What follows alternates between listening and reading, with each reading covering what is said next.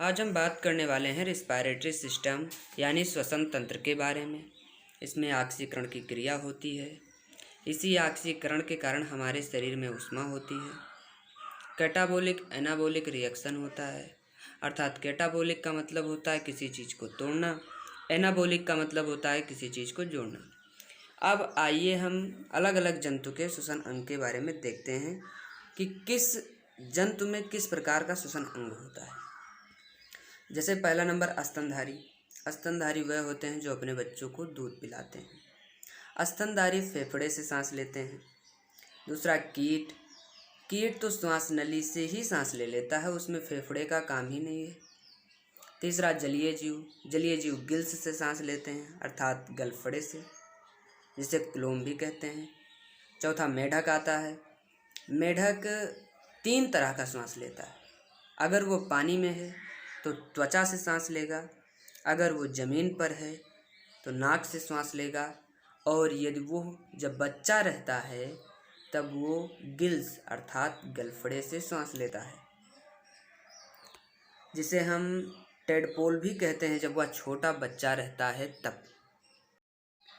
अब आप इस डायग्राम में देखिए कि जब मेढक छोटा रहता है तो इसमें और मछली में कोई अंतर ही नहीं कर पाता है जल्दी।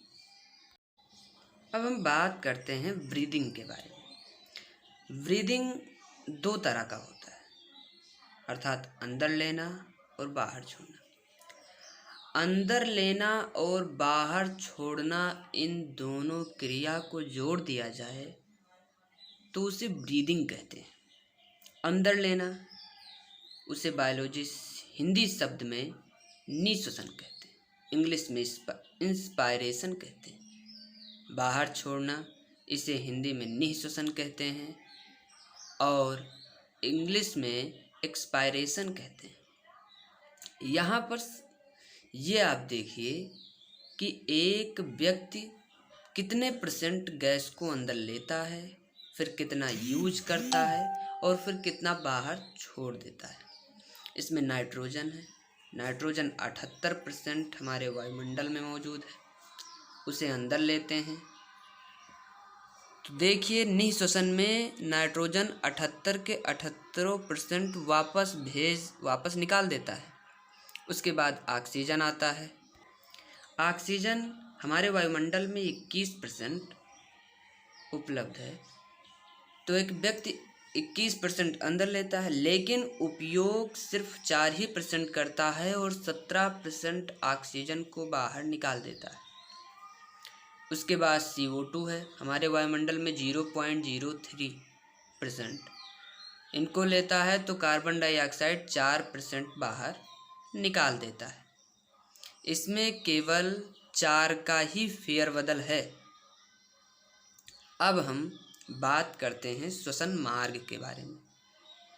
वायु जिस मार्ग का अनुसरण करती है उसे श्वसन मार्ग कहते हैं, अर्थात वायु जिस मार्ग से होकर जाती है उसे श्वसन मार्ग कहते हैं। इसमें पहला आता है नासा छिद्र।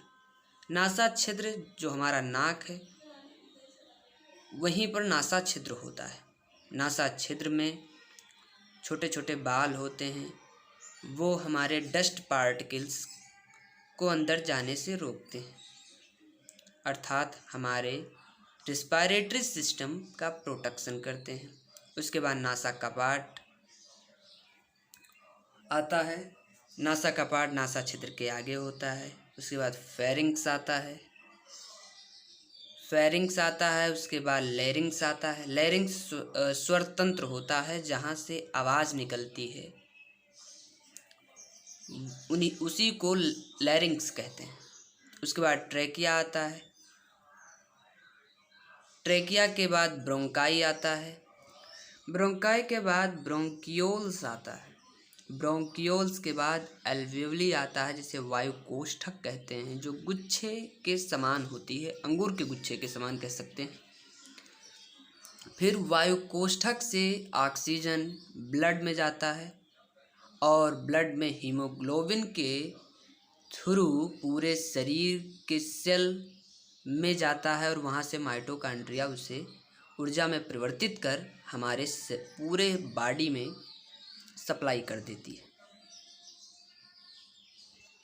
अब आप यहाँ पर देख लीजिए, ये एक सामान्य मनुष्य का रिस्पायरेटरी सिस्टम है। इसमें देखिए, पहले एपिग्लोटिस, फिर लैरिंग्स, फिर ट्रैकिया, फिर प्लूरल मेम्ब्रेन, उसके बाद एल्वियोलाई, फिर प्लूरल फ्लूइड, ब्रोंकियोल्स, और सबसे नीचे देखिए डायाफ्राम, फिर लंग्स, कर्टेन ऑफ रिव, ब्रोंकस। हम आपको बताते हैं कि ऑक्सीजन या वायु हमारा फेफड़ा स्वयं तो खींच लेता है, पर स्वयं बाहर निकालने के लिए उसके पास क्षमता नहीं है। लेकिन जो नीचे डायाफ्राम है, ये हमारे फेफड़े पे फोर्स डालता है या धक्का देता है, तो वायु हमारा बाहर निकल जाता है। अब आप सोच रहे होंगे कि गर्भवती महिला जो होती हैं, उनका तो डायाफ्राम सही से काम नहीं करता होगा, तो वहाँ पर डायाफ्राम के जगह पर उनका रिब्स काम करता है। रिब्स ही सांस खींचने और छोड़ने में मदद करती है, वहाँ पर डायाफ्राम काम नहीं करता है। अब यहाँ पर देखिए, टाइडल वॉल्यूम लिखा हुआ है। टाइडल वॉल्यूम एक बार में कितना सांस ले सकते हैं, इसी को टाइडल वॉल्यूम कहा जाता है। एक बार में 500 ml ऑक्सीजन खींचा जा सकता है। और उसके बाद लिखा है टोटल लंग्स कैपेसिटी, हमारे फेफड़े में कितनी कैपेसिटी है, मतलब कितना वायु हम अपने फेफड़े में स्टोर कर सकते हैं। तो एक बार में अधिकतम वायु की मात्रा हम 6000 ml हम अपने फेफड़े में स्टोर कर सकते हैं। अब हम बात करते हैं ऑक्सीजन सिलेंडर के बारे में। तो अगर हम किसी ऊंचे पर्वत पर चढ़ रहे हैं और वहाँ पर ऑक्सीजन की कमी होती है, इसीलिए हमें ऑक्सीजन सिलेंडर लेकर ऊपर चढ़ना होगा। पर्वत पर चढ़ेंगे तो सिलेंडर में ऑक्सीजन प्लस नाइट्रोजन होना चाहिए। अगर किसी समुद्र में है, समुद्र के अंदर पानी में है, तो वहाँ पर भी हमें सिलेंडर में O2 प्लस N2 अर्थात ऑक्सीजन तथा नाइट्रोजन होना चाहिए उसमें। लेकिन अगर समुद्र में 300 फीट से गहरे में जा रहे हैं, तो हमें ऑक्सीजन प्लस हीलियम गैस की आवश्यकता होगी। अब आप सोच रहे होंगे कि सिर्फ गैस सिलेंडर में ऑक्सीजन क्यों नहीं होता, प्लस में नाइट्रोजन क्यों होता है। तो भैया सुनिए, हम वातावरण से हवा खींचते हैं, उसमें नाइट्रोजन भी होता है, अर्थात हम श्वास ऑक्सीजन प्लस नाइट्रोजन लेते हैं। हमारी आदत ऑक्सीजन प्लस नाइट्रोजन गैस की ही है, इसीलिए हमें सिलेंडर में भी नाइट्रोजन प्लस ऑक्सीजन गैस रखना आवश्यक होगा। अब आप देखिए, अगर ICU वेंटिलेटर जो होता है, उस पे ऑक्सीजन सिलेंडर में ऑक्सीजन प्लस हाइड्रोजन होता है। एक मनुष्य लगभग 1 मिनट में 16 से 17 बार श्वास लेता है। अगर आपको रेस्पिरेटरी सिस्टम के बारे में यह जानकारी अच्छी लगी हो, तो हमारे चैनल को सब्सक्राइब कीजिए तथा इस वीडियो को शेयर कीजिए।